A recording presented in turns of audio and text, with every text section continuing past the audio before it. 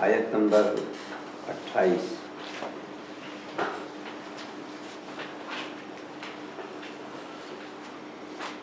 اعوذ باللہ من الشیطان الرجیم، بسم اللہ الرحمن الرحیم۔ کیف تکفرون باللہ وکنتم امواتا فاحیاکم ثم يميتكم ثم يحييكم ثم إليه ترجعون۔ هو الذي خلق لكم ما في الأرض جميعا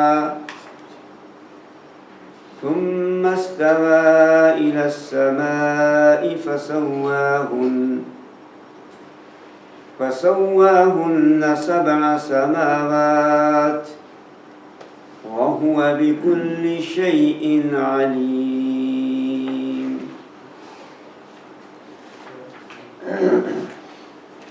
تم کیسے اللہ کا کفر کرتے ہو، حالانکہ تم مردہ تھے تو اس نے تم کو زندہ کیا،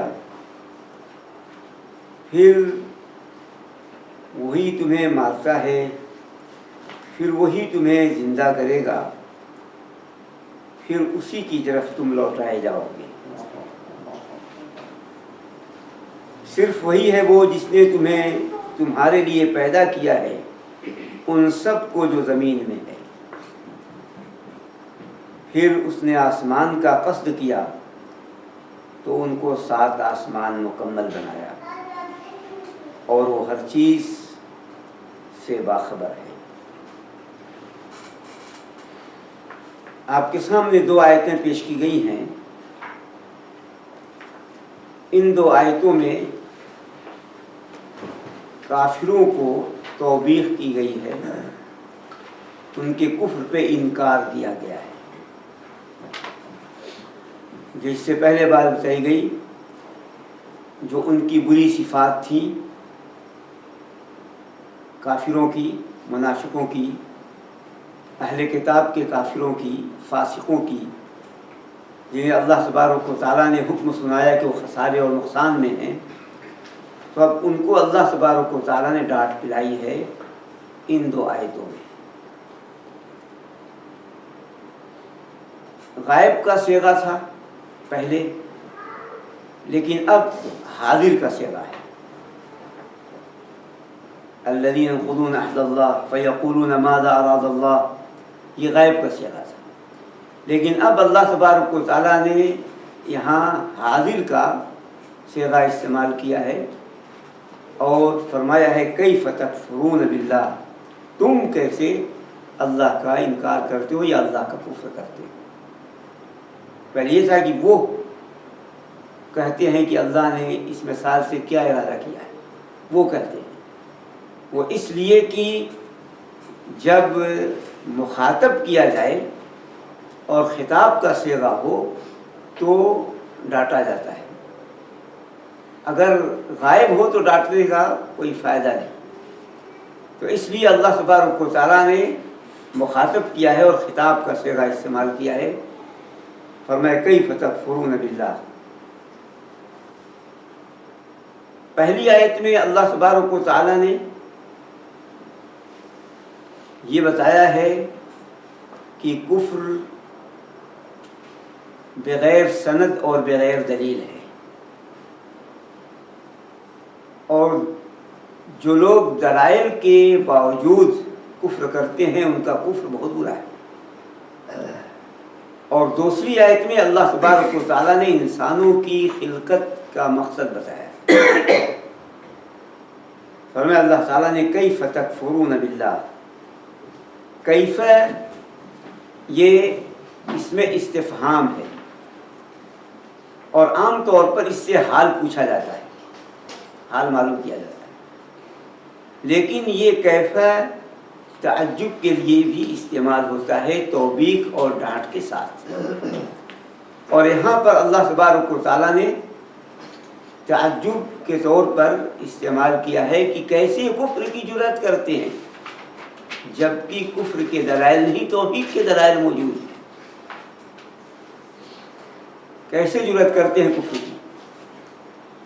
تو تعجب ہے اور انہیں ڈانٹ بھی پلایا اللہ تبارک و تعالیٰ نے، کیف تکفرون باللہ، تم کیسے اللہ کے کفر کی جرأت کرتے ہو؟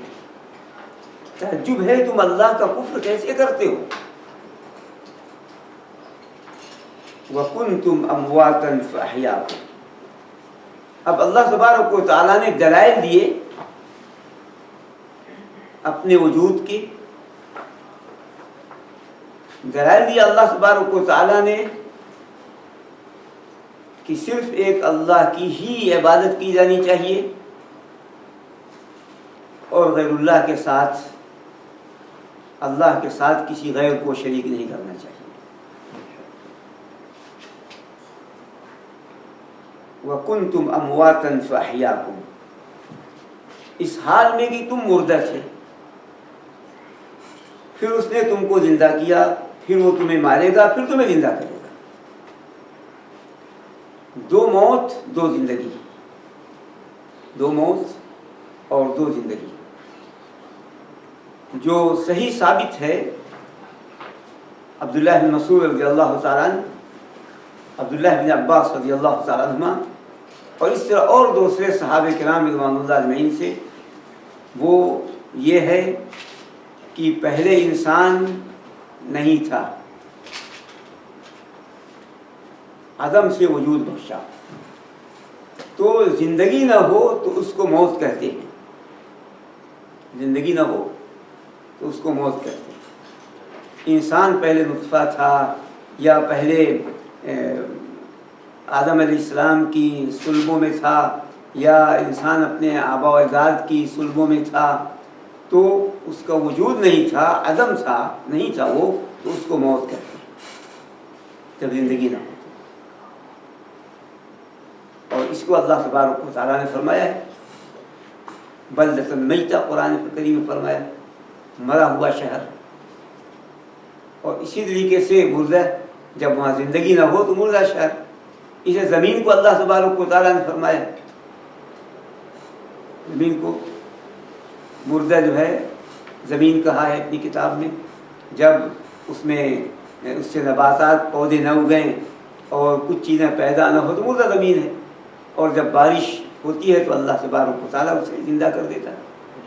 تو اللہ تبارک و تعالیٰ نے اپنی کتاب میں یہ فرمایا ہے۔ تو اس لیے راجح تفسیر یہی ہے کہ دو موت دو زندگی، دو موت دو زندگی۔ پہلے انسان زندہ نہیں تھا، مردہ تھا، وجود نہیں تھا، یہ موت ہے۔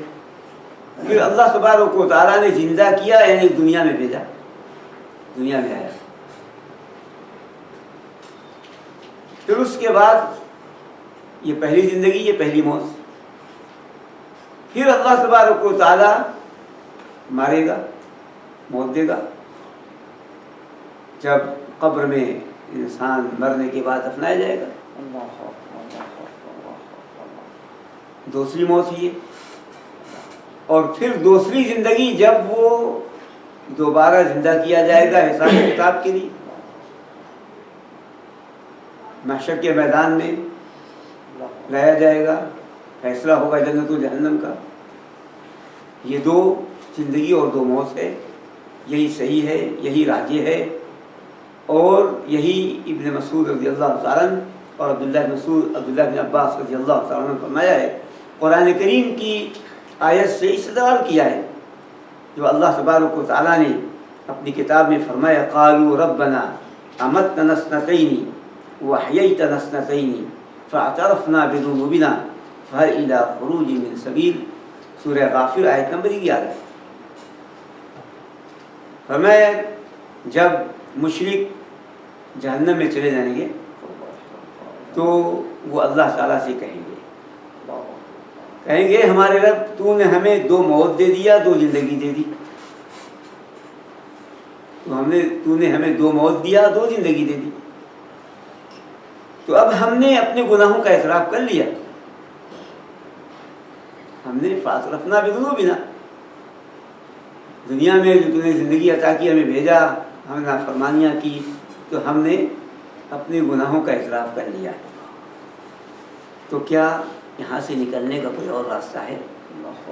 جہنم سے نکلنے کا کوئی راستہ ہو تو ہم جائیں گے۔ تو اب سمجھ گئے، اعتراف بھی کر رہے گناہوں کا، اب صحیح زندگی بسر کریں گے۔ تو اللہ تبارک و تعالیٰ نے یہ ذکر کیا ہے ان کا قول۔ تو دو انہوں نے خود اعتراف کیا گناہوں کا، تو کہا کہ تو نے ہمیں 2 موت دی، 2 زندگی دی۔ تو اس لیے ابن عباس رضی اللہ عنہ فرماتے ہیں کہ یہاں جو اللہ تعالیٰ نے فرمایا سورہ بقرہ کی آیت میں، اس کی شرح سورہ غافر کی 11 نمبر آیت، یہی ابن مسعود رضی اللہ تعالیٰ نے فرماتے ہیں، اس کی وضاحت میں۔ ہاں، کچھ لوگوں نے کہا ہے کہ اللہ تبارک و تعالیٰ نے جو عہد الست لیا تھا زندہ کر کے، اس سے پہلے بات بتائی گئی، عہد پر آدم علیہ السلام کی صلبوں سے زندہ کیا، پوچھا کیا میں تمہارا رب نہیں ہوں؟ سب نے کہا کیوں نہیں، وہ زندگی ہے۔ اور اس سے پہلے موت، تو اس پر اعتراض کرنے والوں نے اعتراض کیا ہے، محسن کرام رحمۃ اللہ علیہ کی بات سمجھ نہیں آتی، تب تو 3 موت 3 زندگی ہو جائے گی، اس صورت میں 3 موت اور 3 زندگی ہو جائے گی، اس لیے وہ بھی تفسیر صحیح نہیں ہے۔ کچھ لوگوں نے کہا کہ اللہ تبارک و تعالیٰ قبر میں سوال و جواب کے لیے زندہ کرے گا، پھر مار دے گا، تو وہ موت وہ زندگی اور پھر موت ہے۔ تو وہاں بھی وہی اعتراض ہوتا ہے، پھر اس طرح بھی 3 موت 3 زندگی ہو جائے گی، تو اس سب کا اعتبار نہیں ہے ان کا، وہ تو اللہ تعالیٰ نے عہد کے لیے یہ کیا یا سوال و جواب کے لیے، اصل میں یہ ہے 2 موت اور 2 زندگی، جو صحابہ کرام رضوان اللہ میں ثابت ہے، جو آپ کے سامنے بات پیش کی ہے۔ کنتم امواتن، تم مردہ تھے، یعنی نہیں تھے، تمہارا وجود نہیں تھا، جو فرمایا اللہ تعالیٰ نے هل أتى على الإنسان حين من الدهر لم يكن شيئا مذكورا، انسان پر ایک زمانہ آیا ہے کہ وہ ناقابل ذکر چیز تھا، اس کا وجود نہیں تھا، تو یہ وہ زندگی ہے، وہ موت ہے جب کچھ نہیں تھا۔ فَأَحْيَاكُمْ، تو اس نے تمہیں زندہ کیا، یہ زندگی دنیا میں لفظ، ثم یمیتکم، پھر وہ تمہیں مارے گا، موت دے گا تمہیں، ثم یحییکم، پھر وہ تمہیں زندہ کرے گا، ثم الیہ ترجعون، پھر تم سب اسی کے پاس لوٹائے جاؤ گے، اسی اللہ تعالیٰ کے پاس،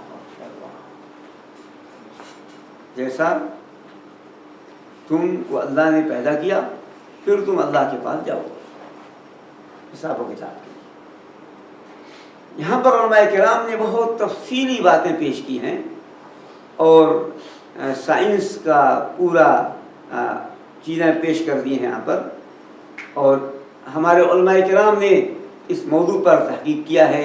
عبد المجید زندانی صاحب ہیں، ڈاکٹر عبد المجید زندانی صاحب یمن کے موجود ہیں، ڈاکٹر طاہر ہیں، انہوں نے انسانوں کی پیدائش، جو بچے کی پیدائش ہوتی ہے اور بچہ جو ماں کے پیٹ میں ہوتا ہے، جو اللہ تبارک و تعالیٰ پیدا کرتا ہے، اس پر اس دور میں جو نئی تحقیقات ہوئی ہیں آج سے 10-20 سال پہلے، اس سب کو انہوں نے بتایا، قرآن کریم سے ثابت کیا، اور کہ اللہ تعالیٰ نے یہ تحقیقات آج کی ہیں، اور اللہ تعالیٰ نے بہت سال پہلے یہ قرآن کریم میں اتار دیا ہے، تو بہت لوگوں کے اسلام میں داخل ہونے کا یہ تحقیقات ذریعہ بنی ہے۔ اچھا، ہماری تحقیق ترقی یہ ہے، اور یہ اللہ تعالیٰ نے 1400 سال پہلے بتا دیا قرآن کریم میں، تو انہوں نے اس پر کتابیں لکھی ہیں اور اس چیزیں پیش کی ہیں یہاں پر اللہ تبارک و تعالیٰ نے۔ تو جب انسان یہ دلائل ہے، انسان یہ جانتا ہے کہ اس کا خالق ہے، یہ جانتا ہے وہ مخلوق ہے، تو جانتے ہوئے اللہ کا انکار کیوں؟ جانتا ہے کہ اس کا خالق ہے، وہ مخلوق ہے اللہ تبارک و تعالیٰ، تو پھر اس کا انکار کیوں؟ انکار صرف اس کو نہیں کہتے کوئی اللہ کو نہ مانے، اللہ ہے ہی نہیں، اس کا انکار یہ بھی ہے کہ ایک اللہ کے علاوہ کسی اور کی عبادت کرے، یہ بھی انکار۔ اور یہاں علماء کرام نے لکھا ہے کہ یہ بھی انکار ہے کہ رسول اللہ صلی اللہ علیہ وسلم ایمان نہ لائے، یہ بھی انکار ہے اللہ تبارک و تعالیٰ، توحید کا انکار۔ تو اللہ تبارک و تعالیٰ نے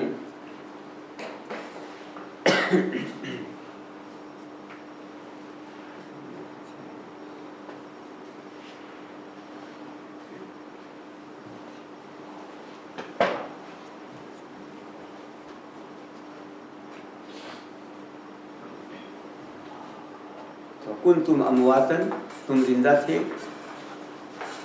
فاحیاکم، تو اس نے تم کو زندہ کیا، تم کچھ نہیں تھے، پھر اللہ تعالیٰ نے تمہیں زندہ کیا۔ تو جو امواتن کے بعد فا ہے یہ تعقیب و ترتیب کے لیے ہے، جو فا ہے یہ تعقیب اور ترتیب کے لیے ہے۔ مطلب یہ ہے کہ اس نے تم کو فوراً زندہ نہیں کر دیا، فوراً زندہ نہیں کر دیا، بلکہ مرحلوں میں زندہ کیا، مرحلوں میں زندہ کیا۔ تو فرمایا اللہ تبارک و تعالیٰ سورہ نور میں وَخَلَقَكُمْ أَطْوَارًا،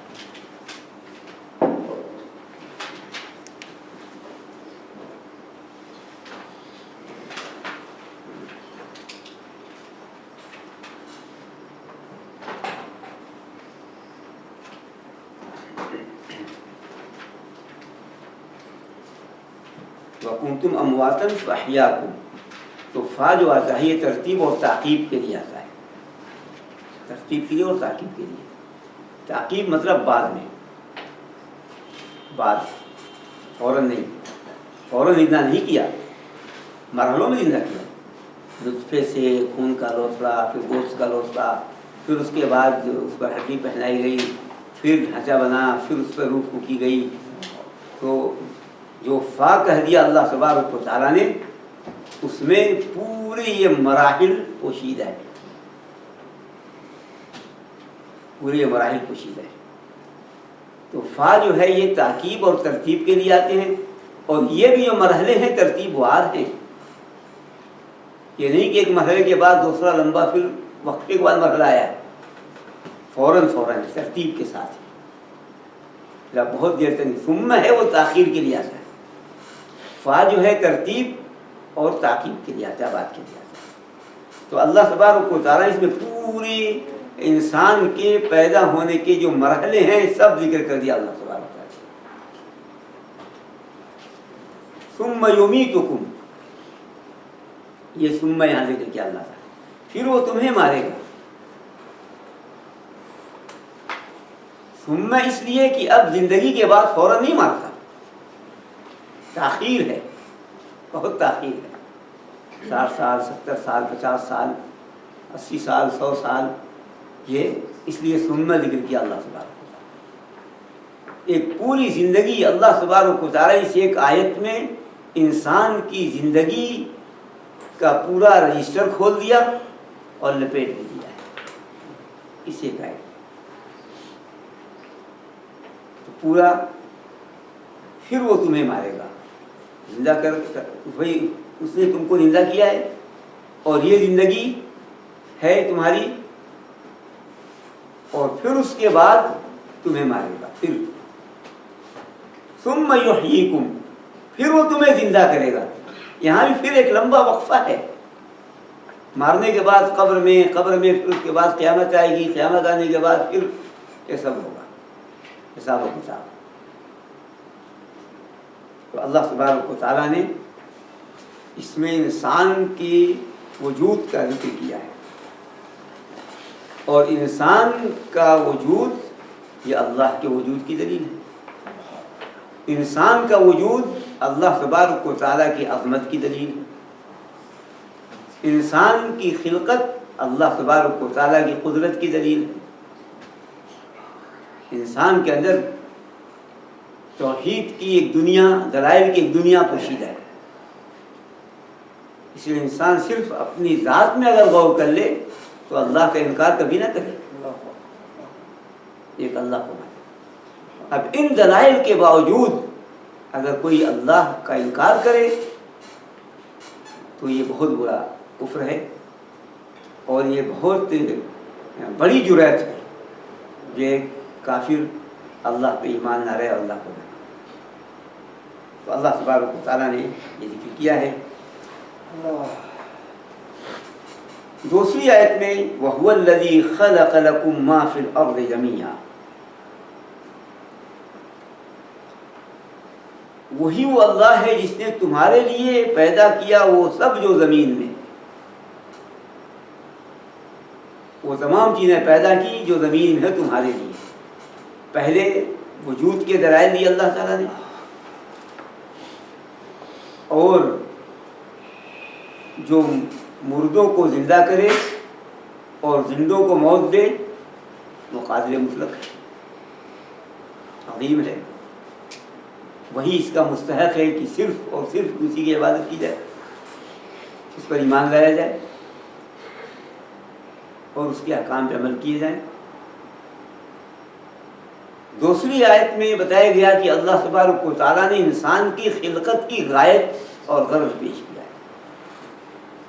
وہی وہ اللہ ہے جس نے تمہارے لیے پیدا کیا وہ تمام چیزیں جو زمین میں، زمین کی تمام چیزیں اللہ تبارک و تعالیٰ نے انسانوں کے لیے پیدا کیا، تمہارے لیے پیدا کیا. یہاں جو پہلا مسئلہ علماء کرام نے نکالا ہے، اس نے بات کیا ہے اور اس پر ایک لمبی بحث ہے. جو اکثر علماء کرام کہتے ہیں کہ اس سے یہ بات معلوم ہوئی کہ زمین میں ہر چیز انسان کے لیے مباح ہے، جائز ہے، الا یہ کہ جو اللہ حرام کر دے ہر چیز. تو اس لیے جس کے دلائل قرآن و حدیث میں نہ ہو تو وہ اس کے لیے اصل یہ ہے کہ حلال ہے، اصلی ہے حلال ہے. تو دنیا میں اصل چیز ہے حلت، مباح ہونا، جائز ہونا، اور پھر اللہ تعالیٰ جسے حرام کر دے وہ حرام. لیکن فرمایا اللہ تعالیٰ یہ اللہ کا کرم ہے، یہ اللہ کی رحمت ہے. اس طریقے سے حلال چیزیں بہت زیادہ ہو جائیں گی، حرام تھوڑی ہوگی، حرام تھوڑی ہوگی. اللہ کی رحمت ہے اور انسانوں کے لیے تنگی نہیں ہے، اور اللہ تبارک و تعالیٰ یہی چاہتا ہے کہ انسانوں کے لیے آسانی چاہتا ہے. یرید اللہ بکم اليسر ولا یرید بکم العسر. اللہ تعالیٰ تمہارے لیے آسانی چاہتا ہے، تنگی نہیں چاہتا، سختی نہیں چاہتا. تو اس سے یہ استدلال کیا ہے علماء کرام نے کہ اصل چیز ہے اس زمین میں حلت، اباحت. اور دوسرا قول یہ ہے کہ نہیں، ہر چیز ہے اس زمین میں انسان کے لیے حرام الا ایک کی جسے اللہ تعالیٰ حلال کر دے. دوسرا قول یہ کہنے والے کم ہیں. وہ یہ کہتے ہیں کہ ہر چیز، اللہ ہر چیز کا مالک ہے، تو مالک ہے تو مالک کی اجازت کے بغیر کوئی چیز نہیں حلال ہوگی. جب ایک شخص، جب کوئی چیز کسی کی ملکیت میں ہو تو حلال نہیں ہے جب تک کہ مالک اجازت نہ دے دے. آپ جن جن چیزوں کے مالک ہیں میرے لیے اس کا لینا حلال نہیں ہے جب تک آپ اجازت نہ دیں. تو سب کا مالک اللہ تبارک و تعالیٰ ہے، تو انسانوں کو اسے لینا حلال نہیں ہے جب تک اللہ اجازت نہ دے. تو وہ کہتے ہیں دوسرے علماء کرام کہ ہر چیز اس زمین میں حرام ہے مگر وہ چیزیں جسے اللہ اجازت دی کوئی انسانوں کے لیے جائے. یہ دوسرا قول ہے. وہ دلیل یہ دیتی ہے جو ابھی آپ کے سامنے بات پیش کی. کچھ مفسرین کرام رحمۃ اللہ کہتے ہیں کہ یہاں حلت و حرمت کا مسئلہ ہی نہیں ہے. وہ یہاں پر لام کو سببیہ مانتے ہیں. تمہارے سبب زمین کو پیدا کیا ہے، تمہارے لیے نہیں. تمہارے سبب نے زمین کو پیدا کیا، تمہاری وجہ سے اس زمین کو پیدا کیا تاکہ تمہیں زمین میں خلیفہ بنائے. جو خلیفہ کا ذکر آ رہا ہے. تیسرا قول یہ ہے، لیکن اکثر مفسرین کرام رحمۃ اللہ نے اس سے اباحت ہی، جواز کا ہی کو راجح قرار دیا ہے اور تمہارے لیے ہی ترجمہ کیا ہے، تمہارے لیے پیدا کیا ہے. اور اللہ تعالیٰ نے دوسری آیتوں میں فرمایا ہے کہ زمین و آسمان کی ہر چیز تمہارے لیے مسخر کر دیا، کام پہ لگا دیا ہے. اور اسی طریقے سے اللہ تبارک و تعالیٰ نے فرمایا، حدیث قدسی ہے کہ رسول اکرم صلی اللہ علیہ وآلہ وسلم نے ارشاد فرمایا کہ انسان میں نے آسمان و زمین کی سب چیزوں کو تمہارے لیے پیدا کیا اور تم کو میں نے اپنے لیے پیدا کیا. اور یہ بتایا گیا کہ اس آیت میں خلقت کی غرض و غایت ہے. جو فرمایا اللہ تعالیٰ وما خلقت الجن والانس الا لیعبدون، میں نے تمام جنوں انسان کو پیدا اس لیے کیا تاکہ وہ میری عبادت کرے. تو تمام چیزیں اللہ تبارک و تعالیٰ نے انسانوں کے لیے پیدا کی، انسان کو اپنے لیے پیدا کیا، اللہ کی وہ عبادت اتاری. اور اسی لیے جب اللہ تبارک و تعالیٰ نے یہ زندگی عطا کی ہے تو اس زندگی کو اللہ تبارک و تعالیٰ کی اطاعت میں صرف کر دیا جائے. زندگی جو ہے اس کو اللہ کی اطاعت میں صرف کیا جائے، اللہ تعالیٰ کی معصیت میں صرف نہ کیا جائے. اور اسی لیے یہاں پر بعض نے کسی بزرگ سے پوچھا، کسی نے، کہ میں اللہ تبارک و تعالیٰ کی معصیت کیسے ترک کروں، اللہ تبارک و تعالیٰ کی نافرمانی کو میں کیسے ترک کروں. تو انہوں نے 5 سوال کیے ان بزرگ نے. انہوں نے کہا کہ اگر آپ اللہ کی نافرمانی کرنا چاہتے تو اللہ کی زمین مت رہیے، اللہ کی زمین پر مت رہیے، آباد مت رہیے. نہیں ہو سکتا، اللہ کی زمین ہے تو آپ اللہ کی زمین میں رہ رہے ہیں اور اللہ کی نافرمانی کر رہے ہیں.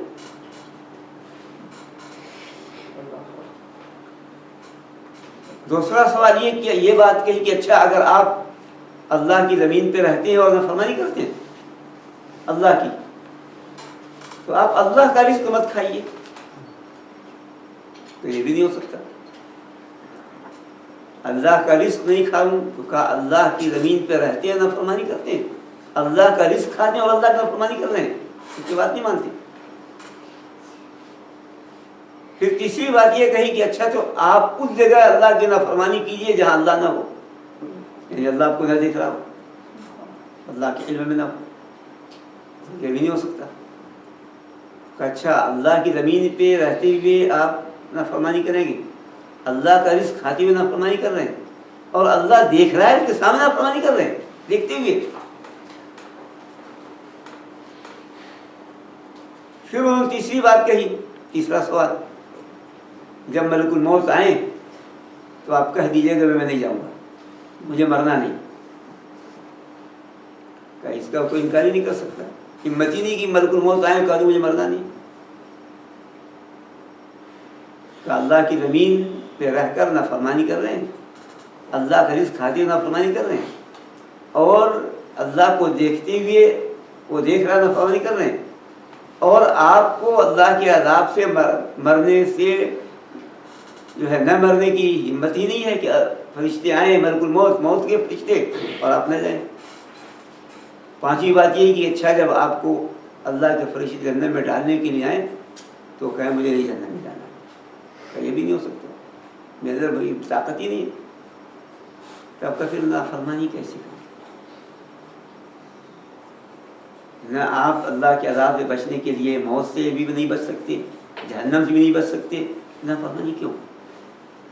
تو اللہ تبارک و تعالیٰ نے یہ ہے جو فرمایا دوسری آیت میں کہ اسی نے تمہارے لیے ان تمام چیزوں کو پیدا کیا جو زمین میں ہے. اللہ کا یہ احسان ہے، اللہ کا انعام ہے، اللہ کا کرم ہے، اللہ کی مہربانی اللہ تبارک و تعالیٰ کی. تو پھر مہربانی کا صلہ یہی ہے، اللہ کی رحمت کا صلہ یہی ہے کہ اس کی نافرمانی کریں، اس کے انعامات کا صلہ یہی ہے کہ ہم اس کے ساتھ شرک کریں، اس کے علاوہ کسی اور کی عبادت کریں. وہی ہے جس نے تمہارے لیے وہ سب پیدا کیا ہے جو زمین میں ہے. اسی سے علماء کرام نے بھی استدلال کیا ہے کہ زمین میں ہر چیز، جتنی بھی چیزیں ہیں سب پاک ہیں. جب انسان تمہارے لیے تو پاک ہے، جیسے جائز ہے اسی طرح پاک بھی ہے، طہارت. اسی لیے اگر نجاست اور گندگی کا لگنے کا علم نہیں ہے تو پھر اسے پاک سمجھا جائے گا، پاک سمجھا جائے گا. اور ظن غالب بھی نہیں ہے تو پاک سمجھا جائے گا، اس لیے کہ زمین کی ہر چیز پاک ہے. تو اس سے اباحت، جواز اور اسی سے طہارت کا استدلال کیا. ثم استوى الى السماء فسواهن 7 سماوات. ثم استوى، استوا کے قرآن کریم میں 3 معنی آتے ہیں. استوا کے قرآن کریم میں 3 معنی آتے ہیں. اور پہلا یہ ہے کہ اس کا کوئی صلہ نہ ہو. صلہ اس سے پہلے بات بتائی گئی کہ اس کے بعد کوئی حرف جر آتا ہے، الا، با، فی، علا، یہ آتا ہے. اس کو صلہ حرف جر بولتے ہیں، صلہ بولتے ہیں. تو استوا کا اگر کوئی صلہ نہ ہو تو اس کے معنی آتے ہیں مکمل ہوا، پورا ہوا. استوا کا معنی ہوا مکمل، استوا یعنی وہ مکمل ہوا، پورا ہوا. اور اللہ تبارک و تعالیٰ نے اپنی کتاب میں موسیٰ علیہ السلام کے بارے میں فرمایا ہے وَلَمَّا بَلَغَ أَشُدَّهُ وَاسْتَوَى. وَلَمَّا بَلَغَ أَشُدَّهُ وَاسْتَوَى، جب موسیٰ علیہ السلام اپنی قوت و طاقت کو پہنچے اور مکمل ہو گئے، یعنی جوان ہو گئے. استوا مکمل ہو گئے. تو استوا کا کوئی صلہ نہیں. اسی طریقے سے جب استوا کا صلہ ہے کوئی، اگر استوا کا صلہ اعلیٰ آتا ہے، اعلیٰ، تو پھر اس کا معنی آتا ہے اوپر ہوا، بلند ہوا. یہ معنی آتا ہے استوا کا، اعلیٰ اگر آ گیا تو عربی میں. اس کے بعد اور اللہ تعالیٰ نے اس معنی میں استعمال کیا ثم استوى علی العرش. ثم استوى علی العرش، پھر وہ عرش پر بلند ہوا. اللہ فرمائے وَلَتَسْتَوُوا عَلَى ظُهُورِهِ، وَلَتَسْتَوُوا عَلَى ظُهُورِهِ، جب تم سواری کے اوپر ہو جاؤ، سواری کے اوپر بیٹھ جاؤ. جب سواری پہ بیٹھنے کی نوبت آئی اللہ تعالیٰ نے وہاں بھی وَلَتَسْتَوُوا عَلَى ظُهُورِهِ. اور جب استوا کا صلہ الی آئے تو اس کا معنی ہوگا ارادہ کرنا، قصد کرنا. یہاں پر یہی ہے ثم استوى الى السماء. الى بغیر صلہ کے آئے تو اس کا معنی مکمل ہونا، پورا ہونا. اعلیٰ اگر آئے تو اس کا معنی اونچا ہونا، بلند ہونا. اور اگر اس کا معنی، اس کا صلہ الی آئے جو یہاں اس آیت میں ہے، اس کا معنی ارادہ کرنا، قصد کرنا. تو یہاں اسی لیے قصد کرنا ترجمہ کیا گیا ثم استوى الى السماء. پھر اس نے آسمان کا قصد کیا. تمہارے لیے زمین بنائی، وہ سب جو زمین میں ہے تمہارے لیے بنایا، پیدا کیا. پھر اس نے آسمان کا قصد کیا، آسمان کا قصد کیا. فَسَوَّاهُنَّ 7 سماوات، تو ان کو اس نے 7 آسمان بنائے. 7 آسمان، پہلے زمین بنائی، پھر اس کے بعد 7 آسمان بنائے اللہ تبارک. سواہن میں کام کا معنی پایا جاتا ہے، برابر، مکمل. مکمل 7 آسمان بنائے اللہ تبارک. الی السماء یہ جنس ہے، اس میں جنس ہے. اور سما بلندی کو بھی کہتے ہیں، اس لیے سما سے مراد اوپر گیا. ابھی آسمان بنا ہی نہیں تھا، وہ تو اوپر گیا تو بنایا آسمان. اس لیے ہر اونچی چیز کو آسمان کہہ دیتے ہیں، سما کہہ دیتے ہیں. تو اوپر گیا تو اس نے 7 آسمان بنائے اللہ تبارک و تعالیٰ. فَسَوَّاهُنَّ 7 سماوات. یہاں پر ایک مسئلہ ہے، وہ یہ ہے کہ سب سے پہلے اللہ تعالیٰ نے زمین بنایا، پھر اس کے بعد آسمان بنایا، اور پھر اس کے بعد زمین میں تمام چیزوں کو بچھایا، ترتیب دی. یہی صحیح ہے. اور قرآن کریم کی تمام آیتوں میں یہی ہے جو اللہ تعالیٰ نے فرمایا. ہاں 2 جگہ ہیں ایسی ہیں قرآن کریم میں جن سے یہ بات معلوم ہوتی ہے کہ پہلے اللہ تعالیٰ آسمان بنایا. انتم اشد خلقا، سورہ نازعات میں، النازعات میں، انتم اشد خلقا ام السماء بناها رفع سمكها فسواها واغطش ليلها واخرج ضحاها والارض بعد ذلك دحاها. یہاں اللہ تعالیٰ نے ارض کا زمین کا تذکرہ بعد میں کیا، آسمان کا تذکرہ کیا، زمین کا تذکرہ ہی نہیں کیا اللہ تعالیٰ نے۔ اور اسی طریقے سے اللہ تبارک و تعالیٰ نے ذکر کیا ہے کہ الی السماء کیف رفعت والی الجبال کیف نصبت والی الارض کیف سطحت، بعد میں فرمایا، بعد میں الی الارض کیف سطحت، آسمان کا ذکر پہلے کیا۔ تو اس لیے یہاں یہ اختلاف کی بات آئی ہے، لیکن صحیح بات یہ ہے کہ اللہ تعالیٰ نے پہلے زمین بنایا، پھر آسمان بنایا، آسمان بنانے کے بعد پھر زمین میں چیزیں رکھیں، اس کی ترتیب دی، بچھایا۔ اس لیے کہ اللہ تبارک و تعالیٰ اس کو اپنی کتاب میں دوسری آیتوں میں تفصیل سے ذکر کیا ہے۔ پہلی بات یہ کہ اللہ تعالیٰ نے ان سب کو 6 دن میں بنایا، زمین و آسمان کو سب کو 6 دن میں بنایا، 6 دن میں۔ اور اللہ تبارک و تعالیٰ نے اس کا اپنی کتاب میں اس کا بھی ذکر کیا اللہ تبارک و تعالیٰ، اور فرمایا ہے کہ اس نے آسمان و زمین کو 6 دن میں بنایا۔ ان ربکم اللہ الذی خلق السماوات والارض فی 6 ایام، بے شک آپ کا رب وہی ایک اللہ ہے جس نے آسمانوں اور زمین کو 6 دنوں میں پیدا کیا، 6 دن میں پیدا کیا۔ اور 6 دن میں اللہ تبارک و تعالیٰ اس لیے پیدا کیا، اللہ تعالیٰ چاہتا تو کن فیکون بہت پیدا ہوا، لیکن اللہ تبارک و تعالیٰ نے 6 دن میں پیدا کیا، اس لیے تاکہ اپنے بندوں کو سبق دے کہ جلد بازی نہیں ہونی ہے، اور ہر کام صحیح طریقے سے اچھے انداز سے مکمل انجام دینے ہیں، اور جلد بازی میں کام ادھورے ہو جاتے ہیں اور اس کے نقصانات ہوتے ہیں۔ یہ سبق دینے کے لیے اللہ تبارک و تعالیٰ نے، اور پھر کی ہر چیز میں نرمی اختیار کرنی چاہیے۔ اب یہ 6 دن میں اللہ تبارک و تعالیٰ نے بنایا ہے۔ رسول اکرم صلی اللہ علیہ وآلہ وسلم کی حدیث سے معلوم ہوتا ہے کہ اتوار سے شروع کیا ہے اور جمعے کو مکمل کیا، اتوار سے شروع کیا اور جمعے پہ ختم، اس لیے کہ اللہ تعالیٰ نے فرمایا 6 دن، اور رسول اللہ صلی اللہ علیہ وسلم فرمایا کہ آدم علیہ السلام کو 6ٹھے دن جمعے کے دن آخری وقت میں پیدا کیا، آدم علیہ السلام، اور قیامت اسی دن آئے گی جمعے کے دن۔ تو آپ صلی اللہ علیہ وسلم جمعے کے دن آخری پیدا کرنا آدم علیہ السلام کا تھا۔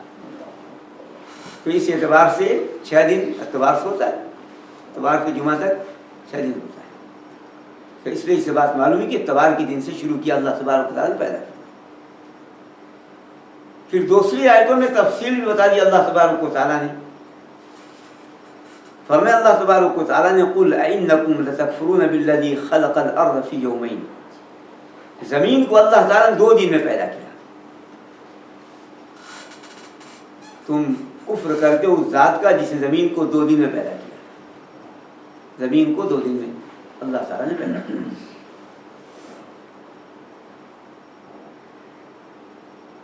وَجَعَلَ فِيهَا رَوَاسِيَ مِن فَوْقِهَا وَبَارَكَ فِيهَا وَقَدَّرَ فِيهَا أَقْوَاتَهَا فِي 4 أَيَّامٍ،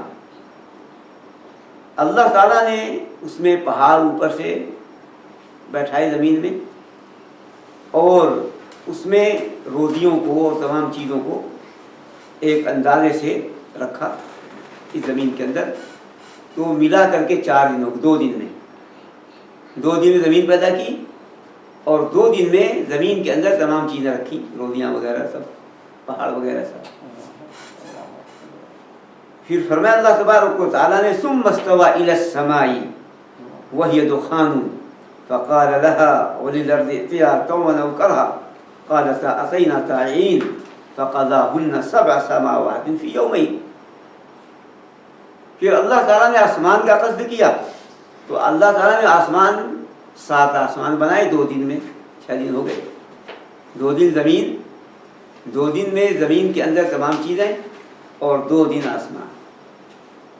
یہ جو ہے اللہ تعالیٰ نے فرمایا سورہ فصلت 9 سے 11 نمبر آیت، میں اللہ تعالیٰ نے یہ بات بتائی ہے۔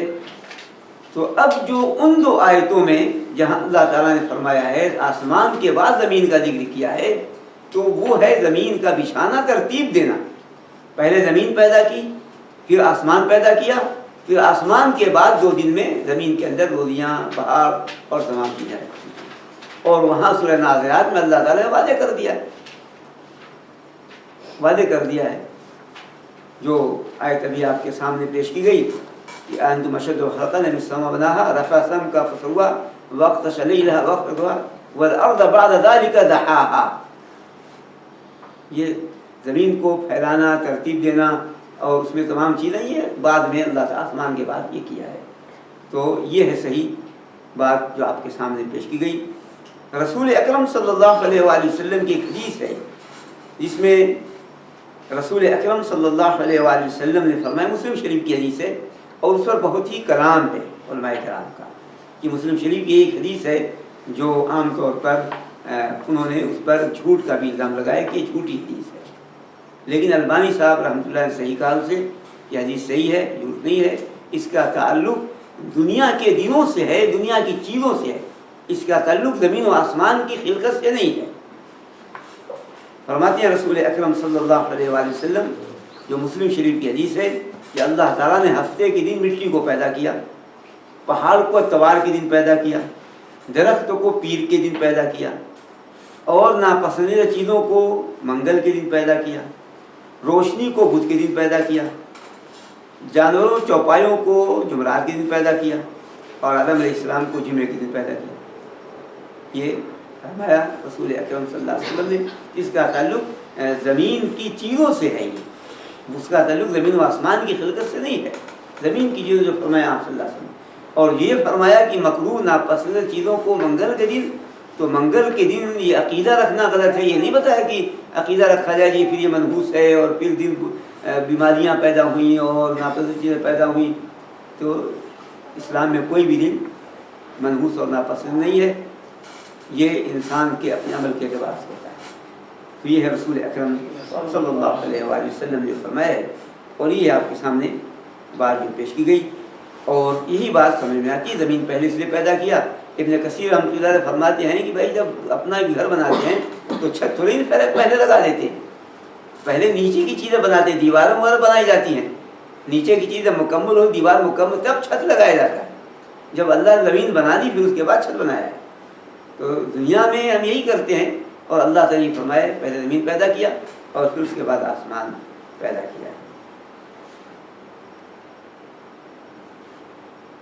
یہ ہے جو اللہ تعالیٰ نے فرمایا وَهُوَ بِكُلِّ شَيْءٍ عَلِيمٌ، اور اللہ تعالیٰ ہر چیز کا جاننے والا ہے۔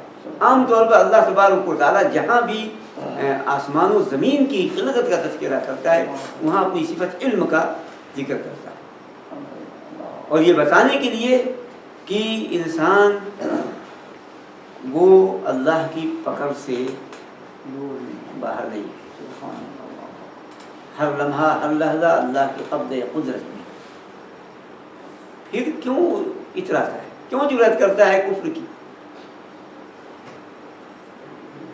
تو اللہ تبارک و تعالیٰ نے یہاں فرمایا وہ بِكُلِّ شَيْءٍ عَلِيمٌ، وہ ہر چیز سے باخبر ہے، وہ ہر چیز کو اچھی طرح جانتا ہے، اللہ تبارک و تعالیٰ کا علم محیط ہے۔ تو اس لیے یہ بتانا ہے کہ اللہ کی کا کفر کیوں کرتے ہو، اللہ سے بغاوت کیوں کرتے ہو، جبکہ تمہاری ہر حرکتوں سے اللہ باخبر ہے۔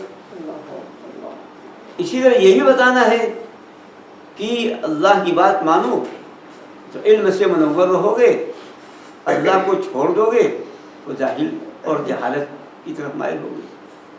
اس لیے فرمایا اللہ تبارک و تعالیٰ نے وہ بِكُلِّ شَيْءٍ عَلِيمٌ، اور وہ ہر چیز کو جاننے والا ہے۔ یہ ہے آپ کے سامنے آج کی 2 آیتیں جو پیش کی گئیں، اور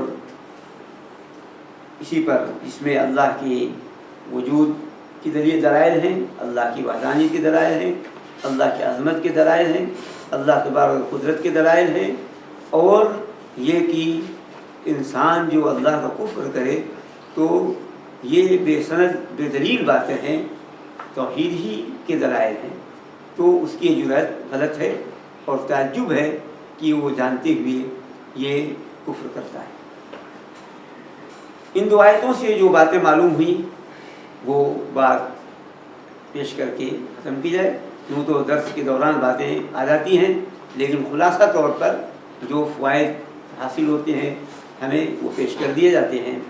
تو اس میں جو چیز معلوم ہوئی وہ پہلی چیز یہ ہے کہ انسان کو جو اللہ تعالیٰ نے زمین کی چیزیں پیدا کی ہیں، مسلمانوں کو اپنی صلاحیتوں کو اس کی تحقیقات میں خرچ کرنی چاہیے، لگانی چاہیے، اپنی صلاحیتیں لگانی چاہیے، نہ کہ جو ایمان نہ لائیں اللہ پر وہ اپنی صلاحیتیں صرف کریں تو پھر وہ اللہ کو نہیں پاتے، گمراہ ہوتے ہیں۔ اگر مسلمان اس میں ریسرچ کریں تو پھر وہ اللہ کی وحدانیت کی، قدرت کی، عظمت کے دلائل پیش کریں لوگوں کے سامنے، تو پھر لوگوں کی آنکھیں کھلیں۔ تو اس لیے یہ کاہلی اور سستی مسلمانوں کو نہیں برتنی چاہیے۔ انہیں چاہیے کہ زمین جو اللہ نے ان کے لیے بنائی ہے انسانوں کے لیے، تو اس زمین میں وہ اپنی صلاحیتوں کو لگائیں، صرف کریں اور اپنی صلاحیتوں کو معطل نہ کر دیں۔ دوسری بات وہ یہ کہ اصل چیز ہے مباح، اباحت اور جواز۔ حرام ہوئی جو اللہ تعالیٰ نے حرام کر دیا ہے، اور یہ اللہ تبارک و تعالیٰ کا کرم ہے، اللہ تعالیٰ کا کرم۔ تیسری بات یہ معلوم ہوئی کہ اللہ تعالیٰ نے ہم پر جو احسان، یہ احسان کے طور پر ذکر کیا، اللہ نے احسان کے طور پر ہی ذکر کیا ہے، تو اللہ تبارک و تعالیٰ جو ہم پہ بطور احسان ذکر کرے تو اس کا سیکھنا فرض کفایہ ہے، جاننا فرض کفایہ ہے۔ اس لیے حاصل کرنا چاہیے ان تمام چیزوں کو جس سے کہ یہ زندگی کی چیزیں ہمیں حاصل ہوں، فوائد حاصل ہوں، فائدے دنیاوی منافع حاصل ہوں، اور توحید کے دلائل بھی اس سے ہمیں حاصل ہوں۔ چوتھی چیز یہ معلوم ہوئی کہ مردے کو مارنا اور زندے کو جو ہے مارنا اور مردے کو زندہ کرنا یہ رب کے وجود کی دلیل ہے۔ رب کے اماتِ اور احیاء، زندہ کرنا اور مارنا اللہ کے وجود کی دلیل، اور یہ ہو رہا ہے، ہمیشہ ہو رہا ہے، زندہ ہو رہے ہیں، لوگ مر بھی رہے ہیں۔ اللہ تبارک و تعالیٰ ہے جو جلاتا ہے اور مارتا ہے۔ اسی طریقے سے یہ چیز معلوم ہوئی کہ اصل ہے اس میں طہارت اور پاکی، اصل چیز نجاست نہیں ہے اس زمین کے اندر، ہر چیز طہارت اور پاکی۔